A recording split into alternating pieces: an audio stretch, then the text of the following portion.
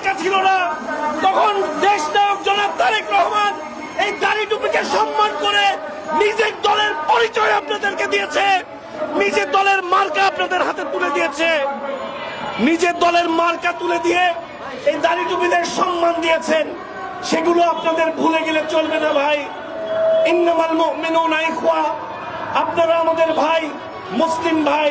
আপনারা এই মসজিদে মসজিদে গিয়ে এই বাংলাদেশ জাতীয়তাবাদী দল যারা সূচনা থেকে আজ পর্যন্ত এই দাড়ি টুপি ইসলামকে সম্মান করেছে, তাদেরকে ইসলামের মুখোমুখি দাঁড় করাবেন না। স্বাধীনতার মহান ঘোষক শহীদ রাষ্ট্রপতি জিয়াউর রহমান এই বাংলাদেশের সংবিধানে বিসমিল্লাহির রহমানির রহিম ঢুকিয়েছেন। এই বাংলাদেশের সংবিধানে ইসলামের ঝান্ডা বসিয়েছেন শহীদ রাষ্ট্রপতি জিয়াউর রহমানের দল, বাংলাদেশ জাতীয়তাবাদী দল। সেই শহীদ রাষ্ট্রপতি জিয়াউর রহমানের দলকে আপনি ইসলামের মুখোমুখি দাঁড় করাতে চাচ্ছেন। জান্নাতের ফেলিওয়ালারা, আপনাদেরকে ইতিহাসটা স্মরণ করিয়ে দিলাম। আরেকবার খেয়াল করে দেখেন, এই শহীদ রাষ্ট্রপতি জিয়াউর রহমান যখন একটা রাজনৈতিক দলের তাদের সেই স্বাধীনতার সময় ভুলের কারণে এই বাংলাদেশের রাজনীতিতে তওবা করে রাজনীতি করার দরজা বন্ধ হয়ে গিয়েছিল, মনে রাখবেন আল্লাহ সুবহানাহু ওয়া তাআলার কাছে তওবার দরজা মৃত্যুর ঘর ঘরে ওঠার আগ পর্যন্ত চালু থাকে।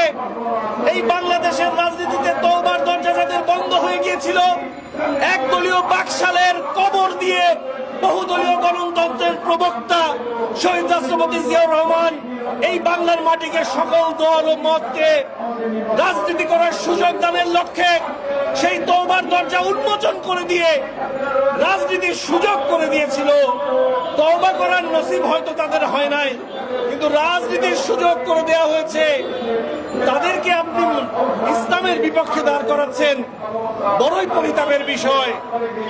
আপনাদেরকে এই দেশে রাজনীতি করার সুযোগ করে দিয়েছে, পরবর্তীতে দেখেন সূচনার বাংলাদেশ রাষ্ট্রপতি জিয়াউর রহমান আপনাদেরকে তওবার দরজা খুলে দিয়েছেন, রাজনীতি করার সুযোগ দিয়েছেন।